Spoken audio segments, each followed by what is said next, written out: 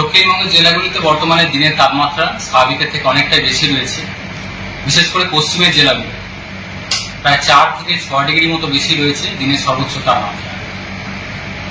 পশ্চিম বর্ধমান, বাঁকুড়া এইসব জেলাগুলো গত 24 ঘন্টায় সর্বোচ্চ তাপমাত্রা 39 থেকে 40 ডিগ্রি কাছাকাছি ছিল। পুরুলিয়া, বীরভূম 38-39 ডিগ্রি কাছাকাছি রিপোর্ট হয়েছে গত 24 ঘন্টায়।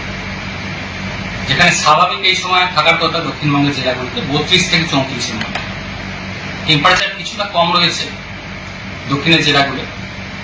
কলকাতা গত 24 ঘন্টা সর্বোচ্চ ছিল 34 ডিগ্রি কাছাকাছি। দমদম 37 ডিগ্রি কাছাকাছি ছিল গত 24 ঘন্টা। আগামী দুদিনে আরো 1 থেকে 2 ডিগ্রি মতো তাপমাত্রা বাড়ার সম্ভাবনা রয়েছে।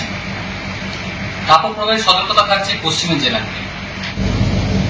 তাপমাত্রা মেনলি কমার সম্ভাবনা থাকবে 20 তারিখ বা তারপর থেকে। 20 থেকে পরবর্তী কয়েকদিনের মধ্যে তাপমাত্রা বেশ খানিকটা আবার কমে যাবে।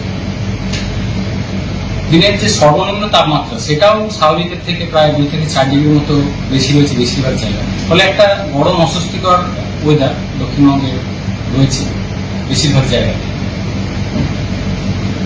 20 থেকে 21-এর মধ্যে তাপমাত্রা যেটা কমার কথা বলা হলো, মেনলি বিক্ষিপ্তভাবে বজ্রবিদ্যুৎ সহ বৃষ্টিপাতের সম্ভাবনা থাকছে দক্ষিণবঙ্গের জেলায়। মানে তাপমাত্রা 20-21 তারিখ বা পরবর্তী কয়েকদিনে বেশ খানিকটা কমে যাবে। উত্তরবঙ্গের জন্য তাপমাত্রা বেশিরভাগ জায়গাতেই স্বাভাবিকের কাছাকাছি রয়েছে, কিছুটা বেশি রয়েছে যেটা দক্ষিণবঙ্গের সংলগ্ন জেলাগুলো যেমন মালদা, দিনাজপুর এইসব জেলায়। উত্তরবঙ্গের তাপমাত্রা কিছুটা বাড়বে, তবে এতটা অস্বস্তিকর ওদের সেরকম না। 2 থেকে 3 ডিগ্রি মতো তাপমাত্রা বাড়বে। তুলনামূলকভাবে বেশি থাকবে মালদা, দিনাজপুর এইসব জেলাগুলো 36-37 ডিগ্রির কাছাকাছি সর্বোচ্চ।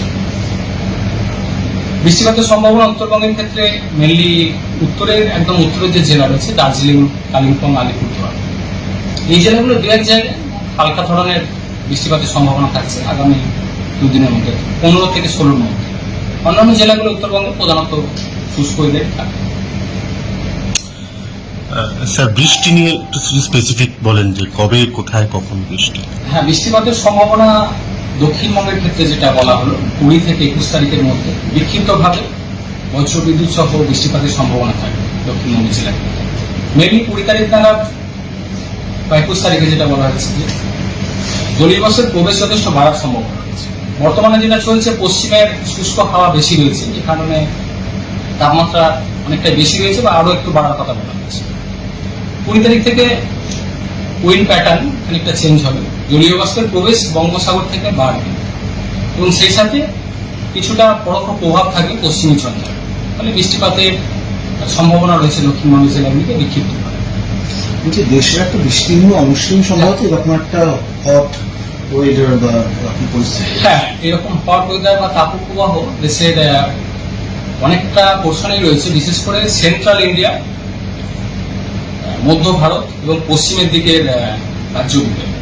রাজস্থান কিছুদিন ছিল, রাজস্থান কিছুটা কমেছে। বর্তমানে গুজরাট, মহারাষ্ট্র, মধ্যপ্রদেশ, ছত্তিশগড়, আমাদের সংলগ্ন যে উড়িষ্যা রয়েছে, ছত্তিশগড়, ঝাড়খণ্ড এইসব জায়গাগুলোতে টেম্পারেচার অনেক জায়গাতে 40-এর বেশি উঠেছে এবং আগামী কয়েকদিনও সেটা কন্টিনিউ করবে।